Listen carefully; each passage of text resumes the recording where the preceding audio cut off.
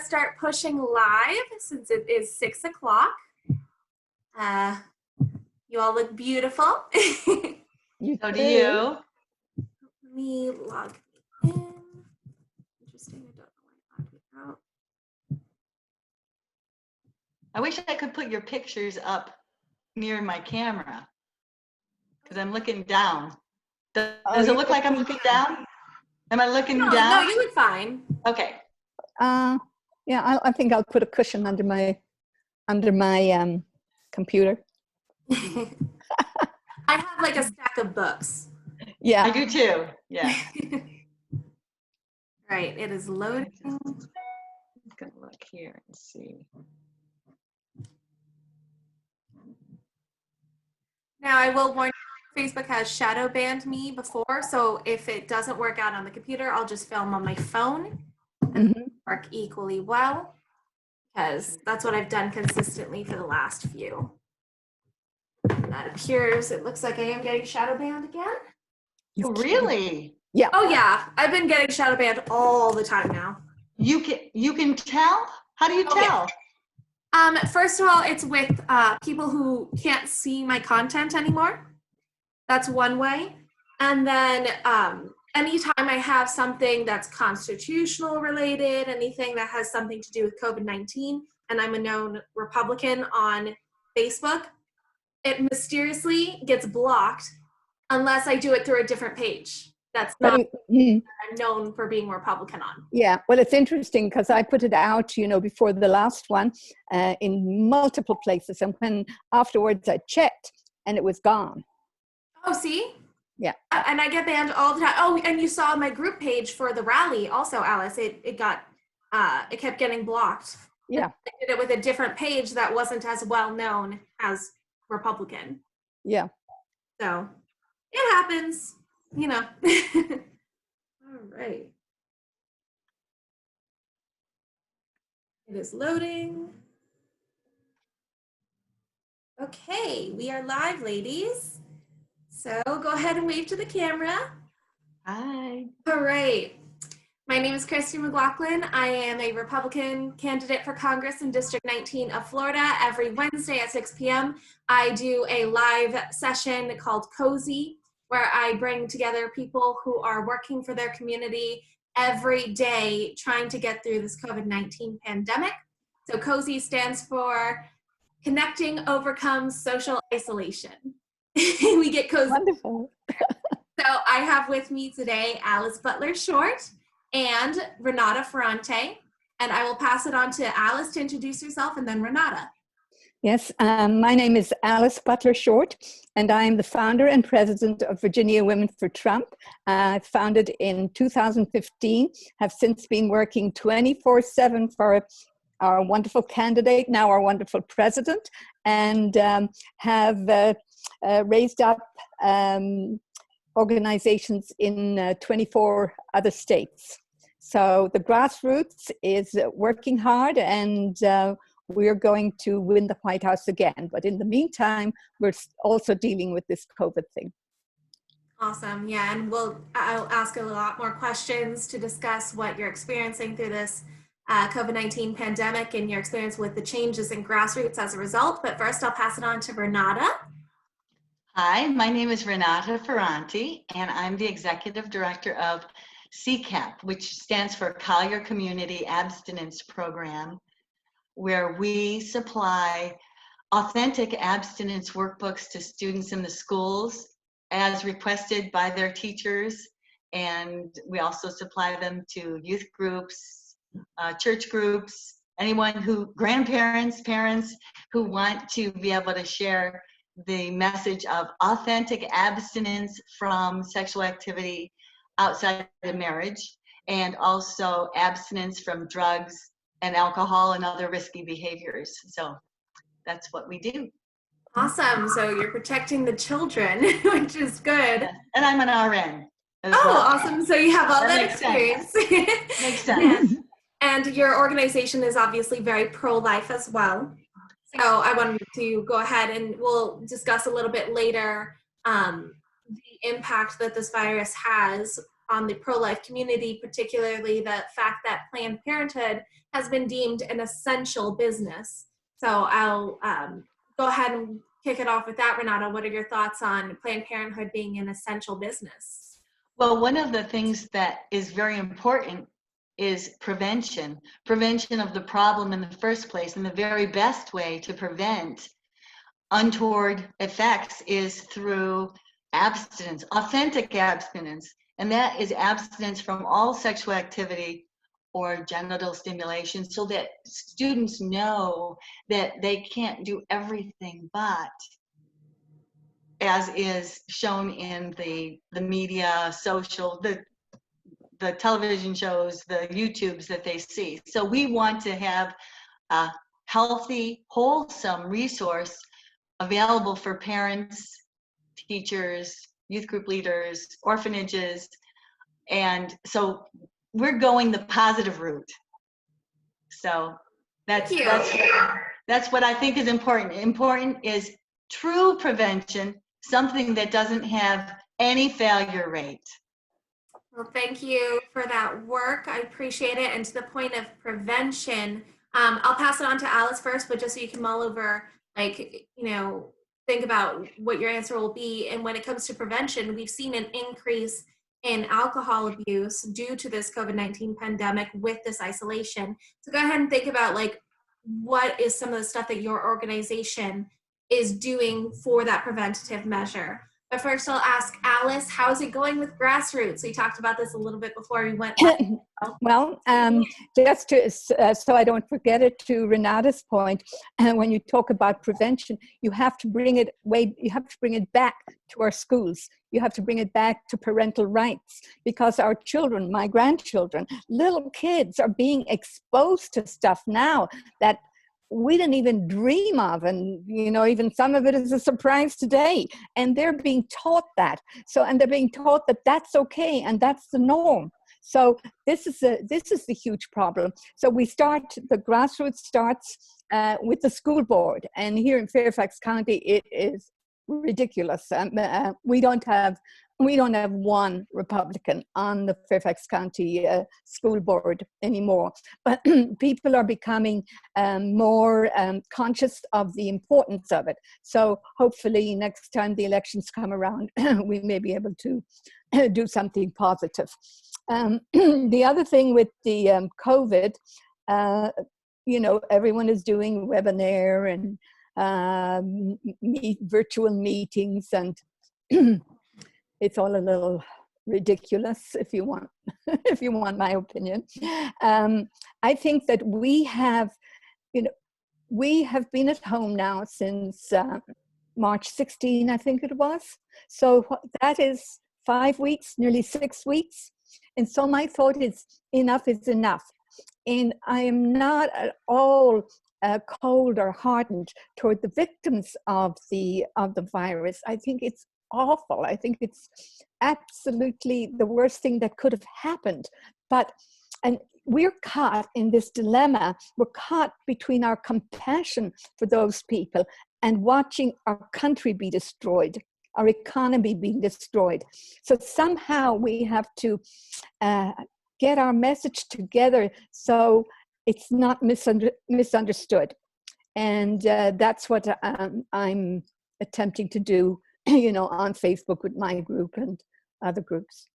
Definitely. And then you joined me in my rally on Saturday, which you did an awesome job, and then making sure that message went out there. And then your time to speak, you really made clear the work we're doing to try to prevent the comorbidity that comes with a broken economy, which includes poverty, domestic violence, alcohol and substance abuse, everything that can be much more deadly than this virus. Yes, I've had one message already about someone who was being beaten up by her husband because she's, he probably beat her. Probably wasn't the first time, but it's, it's more now because she's at home with him and has to be at home with him. So and then I have messages from single parents who are saying, we have no money. There's no money coming to us. I don't know where the rent is going to come from. So we have to come to terms with it, and we have to find a way for people to get over the fear. They're so fearful of getting out there. So, Alice, you bring up a very good point about the schools, and I've heard about Fairfax County and the poor children and the parents there. We would love to be able to supply all those parents with our wholesome workbooks. And the beauty of our workbooks are that they're wholesome and they're transparent. So everything that is in the workbook, here's just one of them, game plan. AC Green was the Iron Man of the NBA. This is just one of the workbooks that we provide for every student so that they can keep this, write their own answers in here. And then I've heard that students refer back to it. They reread them later. We would love to empower the families and the parents. Okay, we'll make that one of our missions, because when they go into school, they get questionnaires, and it asks these children, when did you last have sex? They're crazy.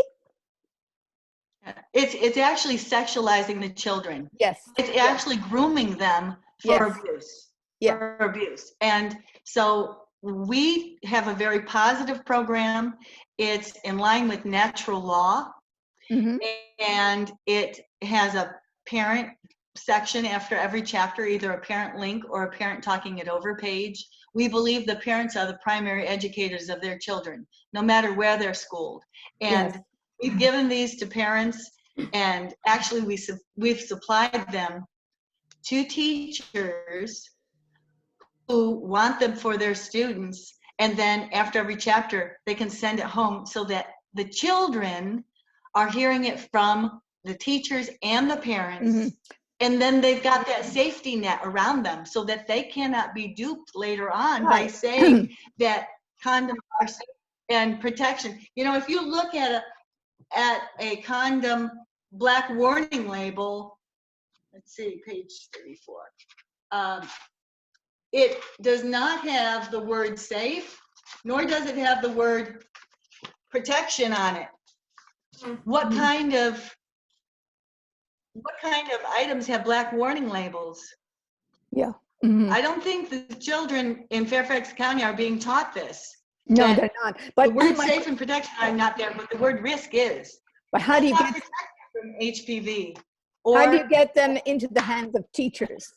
And how do you get the teachers to accept them?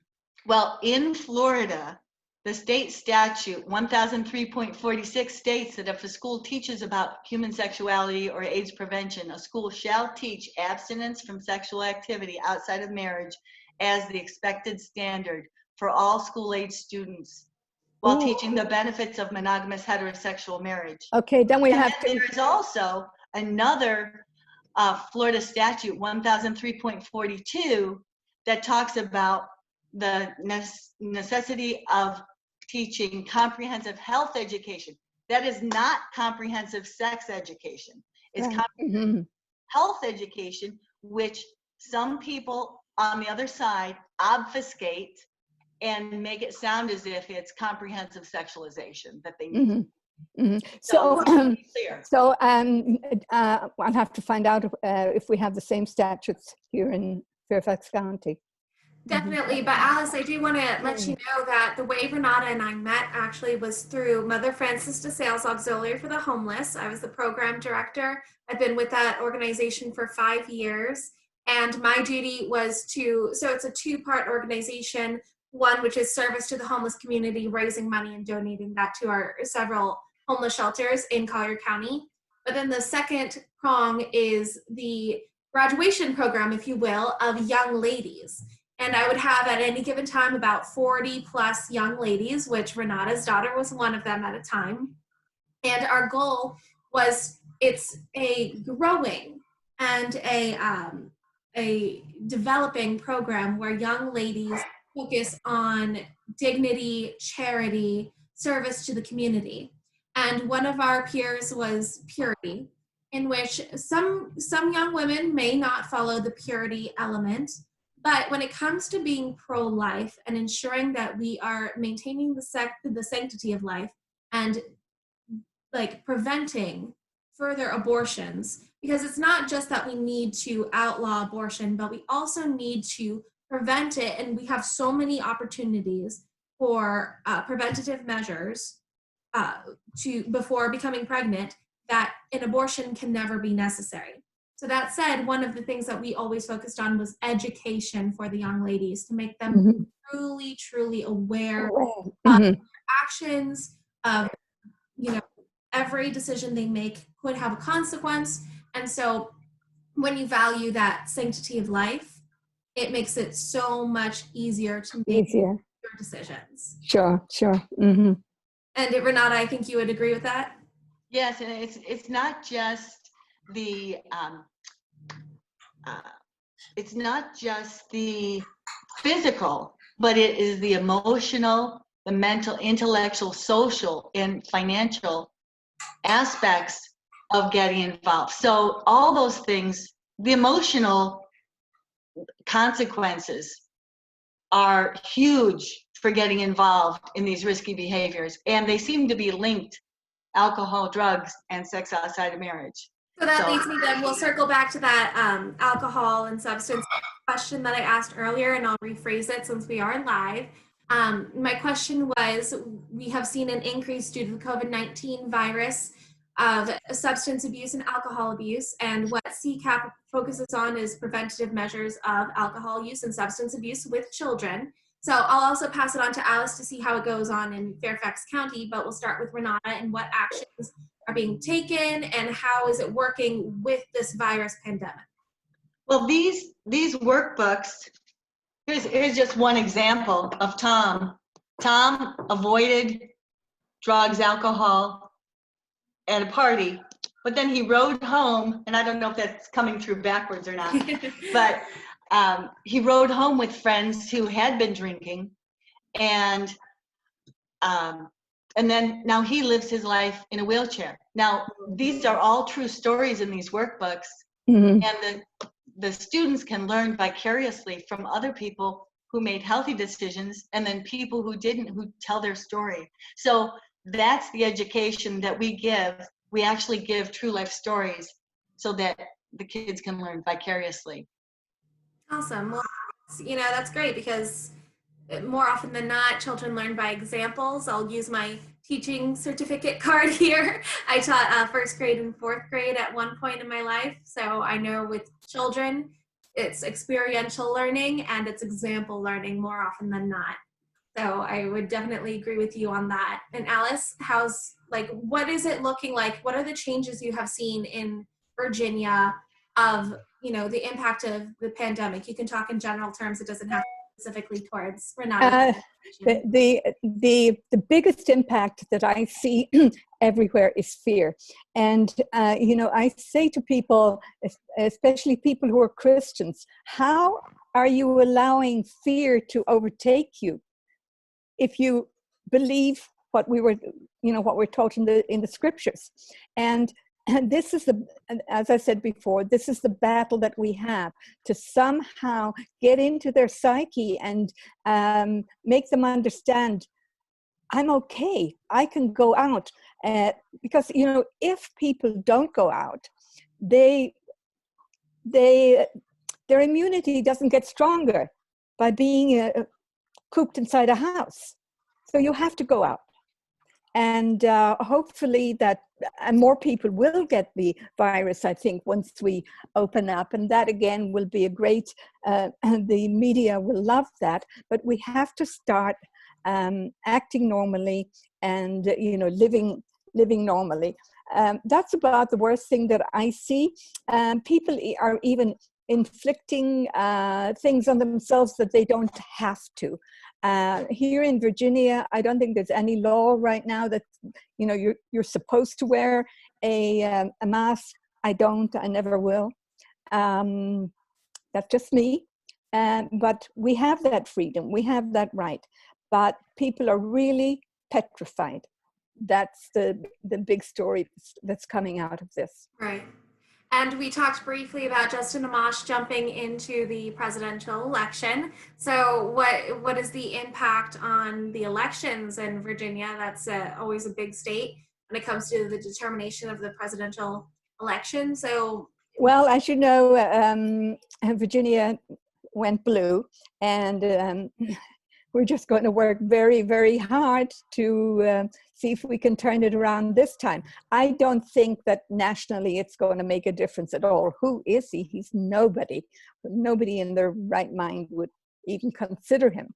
Of course, there are a lot of people around who are not in their right minds. They're all on the other side. But as far as Republicans are concerned, I don't think anybody would say, oh, we think he would be better than President Trump. So he's not, there's nothing to fear, no fear when it comes to him. Right, that's good to hear. I just posted a video on my thoughts on Justin Amash. So anyone who's watching this or who later on watches this, you can check it out. It's the previous post. I met him a year ago. And I have, just from my personal impressions and also from my constitutional analysis of the impeachment trial, I have my opinion on his decision to vote in favor of the 2 articles of impeachment, but I'll leave that for the other video. Renate, we had a couple questions, so I'll mix them together to have one specific question. Now that we are doing the learning at home, the distance learning, where the schools are shut, at least in Florida, for the rest of the school year. What do you think is the impact when it comes to preparation for children in preventative measures of, a young pregnancy or an early pregnancy, substance abuse, alcohol abuse, etc., with with distance learning? Well, I think it's very important for the parents to know what kind of learning is coming through the computer to the home. And it gives the parents an opportunity to actually see what's going on. We're in the process of making our workbooks available online, right, with videos embedded in it, true stories of the actual people in the workbooks. So I think that, well, we've been homeschooling our granddaughter since the close of school. And I think I would like to say that for the people who are most vulnerable with pre-existing conditions and the elderly, I believe that people have a choice. They can stay home. And then the ones that are less vulnerable, if they choose to go out, maybe that is a good compromise in encouraging the health of the nation so that we get some of that herd immunity. But I'm only a nurse. And I'm not a doctor, and I'm not. So that's just my personal opinion. Yes, yeah. I do wear a mask when I go because if I am asymptomatic but yet contagious, I do not want to be the one that spreads the virus. So I do when I go to the post office. That's what I do to protect others. I'm pretty healthy myself, but I wouldn't want to infect someone older. So I would say freedom of speech, freedom of religion, freedom of congregating, freedom of assembly. Of assembly. Yes, of assembly. Freedom to grieve. Have grievances. Yeah. It's all important. On that thought, yes, I think we can all agree, though, that the emphasis is on personal liberties. So it's to your point of it is the choice. So it is your choice to wear a mask, and it's others' choice not to, because it's about exposure. So if you're wearing a mask, you're less likely to receive that exposure from someone else anyway. But it is the choice. And you mentioned freedom of assembly. And so we are all Catholic women here, correct? Mm-hmm. Yes. I had an interesting question. The founding fathers very specifically, the drafters of the Constitution, very deliberately used the term assemble as opposed to associate. The reason being is associate can happen mentally, it can happen emotionally. You can associate with the Republican Party, but that does not mean assemble. The term assemble is specifically for the right to physically assemble, to congregate, to come together. And so I wanted both of your thoughts on Easter. We know that Mayor Bill de Blasio of New York had made comments towards Jewish people saying basically a specific attack towards the Jewish community, that they are not allowed to congregate for their religion. And we knew that churches were closed and unavailable during Easter. So I want to hear both of your thoughts on that, and we'll start with Alice. Well, I think that what is happening in many places all over the country are that people who should never have that kind of power are just taking it too far. And to me, to not allow you to congregate or assemble together to have a funeral for a loved one that died, that is not right. The more we live with this, and the more I hear and see, it reminds me of China and communism. When I lived in Hong Kong, from that small distance over the border, I saw the Cultural Revolution. And in 1965, I went into China, and the churches were closed. And I'm thinking, this is communism. And has it been necessary to the extent that they've taken it? I mean, surely through all of this, while taking some extreme precautions, the people should have been allowed to take some personal responsibility for themselves and their communities. Now, I doubt that if they were to say, okay, you can have Mass on Sunday, that everyone would show up. They wouldn't. Many, if they're older people, common sense tells them stay at home. If there's a bad flu epidemic, common sense tells them stay at home, and they do. But again, at this juncture, fear will make people stay at home for a long time. Or they'll say 3 people to a pew or some other such nonsense. And, while I agree with everybody's right to wear a mask, I think that is more control than we need. There's no real proof that it does anything. Well, thank you for your thoughts, Alice. And Renata, your thoughts? Well, I have enjoyed having access online, because it's been really wonderful to be able to pray with people at 11:30 at night. That's when my husband and I often can get to the television, and there's all that opportunity to partake in daily masses. And so I actually have been traveling so much that I enjoy being home. I do enjoy being home for a change, and just I think it's given me another perspective on how important our faith life is to us individually. Now, that's separate from CCAP. CCAP is not a religious organization. It's written with medical and science language, and it's good for everyone, no matter who they are. It's just good health. So, but personally, I am a very committed Catholic Christian, and I love being able to pray with people. And I seem to be able to I don't feel as distracted when I'm able to participate at home. Of course, I'm not able to receive the Eucharist, which is not as good, but I do love that sacramental prayer. Yeah. I really do. I love that. Well, that's awesome that you have a very optimistic outlook, because, regardless of this pandemic, to still be positive and to see the silver lining in all of the... there are some silver linings, I guess, if you look for them. And that is that some families are coming closer together. Maybe there will be a number of families who decide, we like this homeschool thing and we're going to do it. So, and I think that people will take a lot more care with personal hygiene going forward. I think that is important.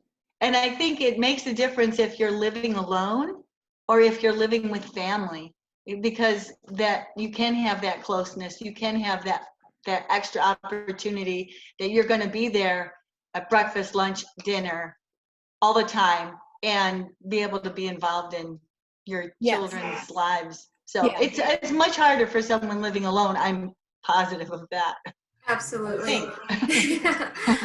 Now you both know that I have my great grandma who lives with me, 100 years old. So of course I do not ever take this virus lightly. I've never taken the risk lightly. Of course, I've advocated for personal liberties over the quarantine because I'm a constitutionalist, and then I've considered the comorbidity of a broken economy, as I've stated so many times. But I do want to, because I promised this would be short, so we'll do closing thoughts, and I will share an anecdote because I think it's important to know, and then also it helps for the prospective thought of what are we going to do in the future, how are we responding if this continues on for a great length of time. My cousin passed away from the COVID-19 virus. And it was such an unfortunate thing, not only that he passed away, but that there was no visitation. There's very, very limited visitation. And then additionally, they did not let them see the body for a long period of time because, you know, he was affected by COVID-19. And then at the funeral, there was less than 10 people, and they had to stay 6 feet apart, and they could not, you know, comfort each other. So it goes towards that, the unintended consequences. So regulations, we are acting towards the health risk, but then we forget the unintended consequences on the human spirit. That is why I wanted both of you ladies to join me today, because you are both champions of the human spirit, of the American spirit. And so you both do amazing work. So your closing thoughts, I would like to hear on what you will both be working on, looking towards the future, both with this pandemic and with the pandemic behind us. So who wants to go first? We'll start with Alice. Okay. I will be working on the fear factor, and I will be working on trying people to come to understand of which they should already, but to remind them that when you go inside, Jesus is within you. He's in you and you're in him. So if Jesus and you are one, there is no fear. I don't know exactly how, something like that, but I would like to read this. Fear does not stop death. It stops life. And worrying does not take away tomorrow's troubles. It takes away today's peace. That's a fair point. And that's right.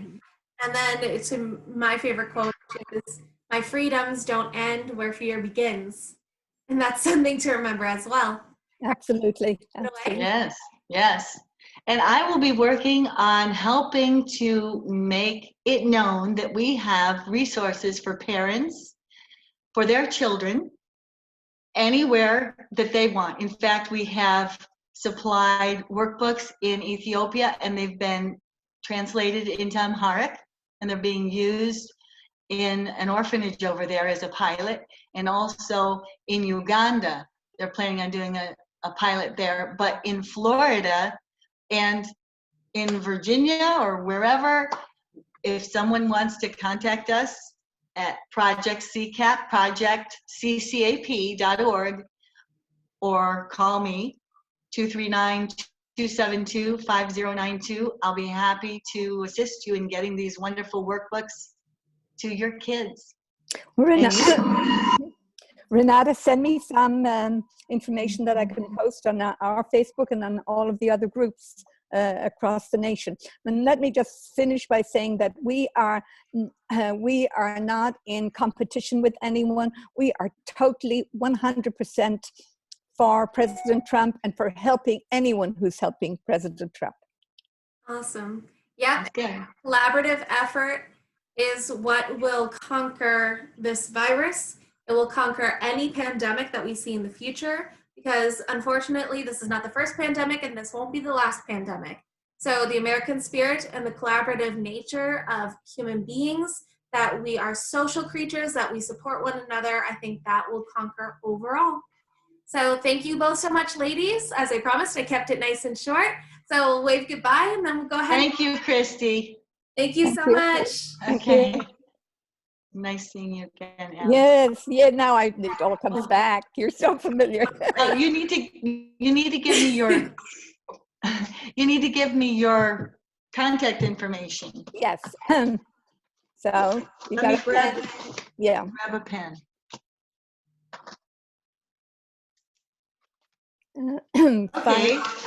571 571 216 216 8795. 8795. Yeah, and you can. My personal email is Alice Butler-Short without the hyphen Okay. @gmail.com. Okay. Yeah. So yeah, we're doing a lot of good things. I was, just talking about. I was telling Christy about our Chinese coalition, and they're doing an amazing thing. They found that one of them is a journalist, and he writes. He's very, very well known in the Chinese community, and he writes for a particular newspaper, a Chinese publication in the Chinese language over in Maryland. And they have, the hard copy goes out to tens of thousands, maybe 20, 30, I'm not sure, but they're also online. So he wrote an article about the COVID, explaining it very clearly and talking about positive things about the president, what he's done for Asians, what he's done for everyone. And as of yesterday, that was after 3 days, it had 87,000 views. My. Oh. But that's Awesome. yeah, that's grassroots work for you, you know. And it's Yeah. it's really unfortunate that the campaign doesn't encourage it. All right, and that's what you and I are going to work on later on. So Yeah. we'll Yeah. keep up the grassroots no matter what. Yeah. Ladies, Okay. Well, I hope to see you October 4th.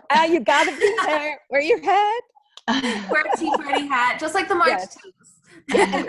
And you always tilt it. There you go. Oh. Great. Thank you, ladies. Thank you so Okay. much. Okay, thank you. Take care. Bye. Bye. Oh, hang on. I got to stop the